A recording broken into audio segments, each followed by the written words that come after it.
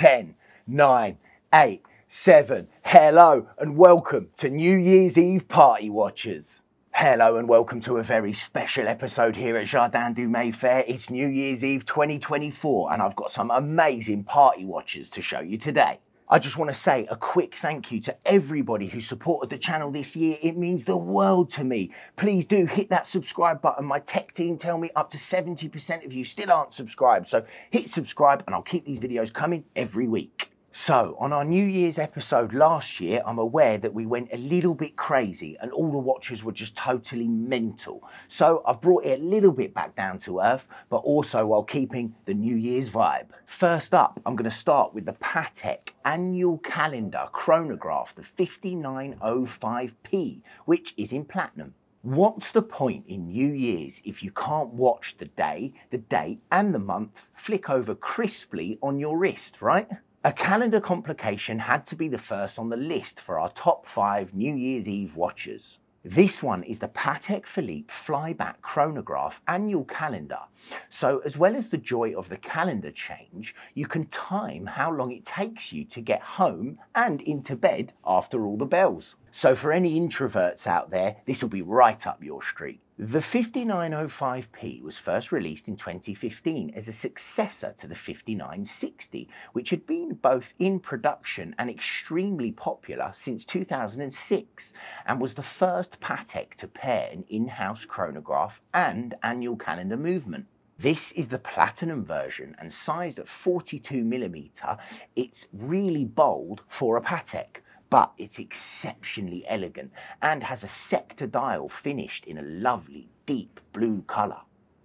It shows the day, the date and the month through 3 windows at the top of the dial, leaving the space below for a chronograph subdial. The layout on this one is pleasingly symmetrical, and due to being monochromatic, it works well as a dressy piece, particularly being mounted on this alligator strap. Patek's signature diamond between the lugs at 6 is present to denote that this piece is platinum. It's a subtle touch that's only visible to the owner when wearing. Classy Patek as always.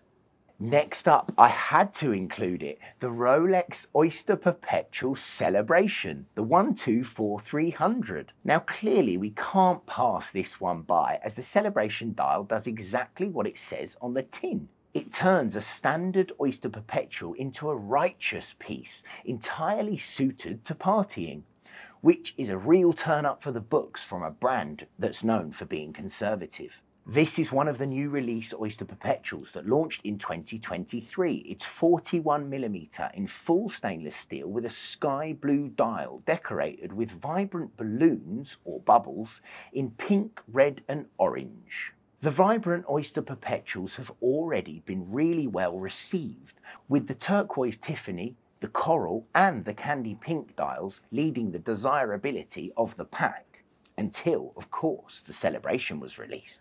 As it stands, Rolex don't tend to do long runs of their funky dialed offerings. So this one might not be around for the long haul, which is excellent if you've got an eye for collectability. It's definitely a love it or loathe it type of watch, as brightly coloured baubles don't appeal to everyone. But in a sea of black dialed sports watches, it can be refreshing to have a change. And I have to say that the dial decoration has been done extremely well. It has crisp printing and popping colours. It's a watch that just makes you happy to look at.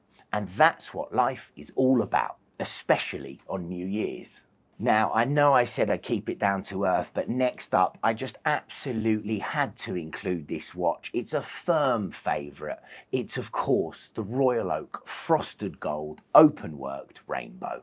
Yes, this is it, the absolute showstopper from AP, and a rare bird to boot. I think if you turn up to any New Year's Eve party in this, you're showing them what time it is. The white gold of this Royal Oak is frosted using a diamond-tipped chisel technique to create an overlaid series of micro indentations that are coated in platinum to create a beautiful glistening finish, very similar to the frost on a winter morning. The technique is known as the Florentine finish, and AP collaborated with Carolina Bucci, an Italian based in Florence, hence the name, who is a master of the very particular art of frosting, having previously used it on some of her smaller creations. The bezel, of course, is set with 32 cascading gemstones around the bezel, mixing sapphire, emerald and rubies. These really stand out against the icy tones of the gold. At 41mm, it is the standard Royal Oak size. It has an anthracite grey openwork dial, which offers a lot of contrast against the polished and loomed white gold hands, which makes it easily readable at a glance. A big bonus where skeleton dials are concerned. Gemstones, precious metals, a legendary design and a bird's eye movement view. This has to be the ultimate package for an upscale night on the town. Next up is the Girard-Perregaux Laureato. It's the green ceramic Aston Martin limited edition. Now, if you're planning a messy new year, something that flies a little under the radar and is effectively bomb-proof is worth considering. And that pretty much sums up this GP. Founded in 1781, GP are older than AP, Patek and Rolex. The Laureato line was first released in 1975 and designed by Italian architect Adolfo Natalani.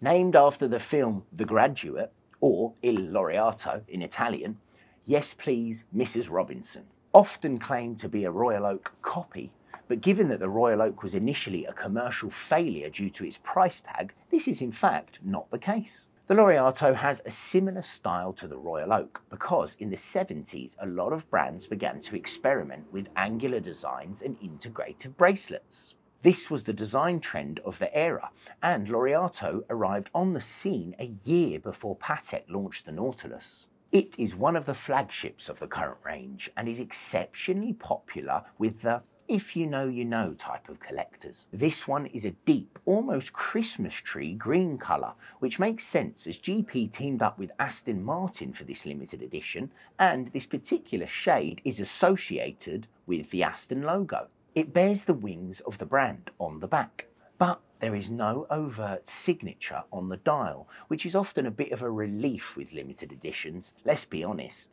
Unless, however, it's a Patek or a Rolex that has Tiffany written on it.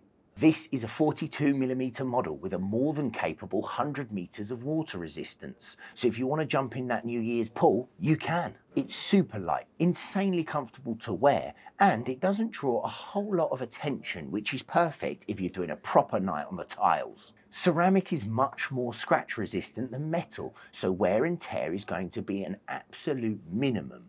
Job done. Now go enjoy your drinks. Next up is the Artisan de Genève Daytona Arola project. Last but not least, and in keeping with the tradition of freezing one's butt off on New Year's Eve, which watch would be better to do so than the Arola project? Cool would be an understatement. This piece was commissioned by a private client who said, "I've explored glaciers for years. It's been my constant obsession. One in particular is rooted in my memory, Arola in Switzerland, and I wanted to recreate this specific blue of the ice and caves and their transparency." A desire that was definitely realised in this beautiful, beautiful watch because it looks like winter on the wrist. It's based on a Rolex Daytona 116500, which was the starting block for the work. They developed a piece that mirrored the same icy blue and crystalline transparency of the Arola Glacier. And if you compare the two shades of the beasts, it works exceptionally well. The dial was apparently the trickiest part to manufacture. Artisans de Genève spent a long part of the process finding a very specific blue for the sapphire dial sheet that would reflect the tones of the gemset bezel, as well as being translucent enough for the movement to be visible beneath the dial. The whole concept was to bring the watch as visually close to a glacier as possible. The bezel is set with sapphires using an invisible setting technique, which means that the stones sit completely flush with no gap between them or visible mount.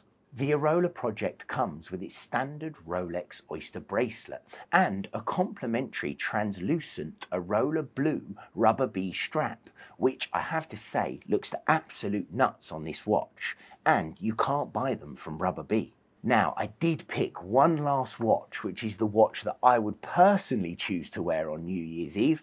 It's none other than the Audemars Piguet Royal Oak Sanskrit dial. This is limited to only 30 pieces, and I think it is so special. So we'll show you that one as well. Guys, I want to say thank you so much for your support this year. It's meant the absolute world to me. We've crossed 2 million views. I just can't believe it, and I couldn't have done any of it without your support. These videos are for you. Jardin du Mayfair is for you. So this leaves just one last thing to do and say thank you very much and a happy new year.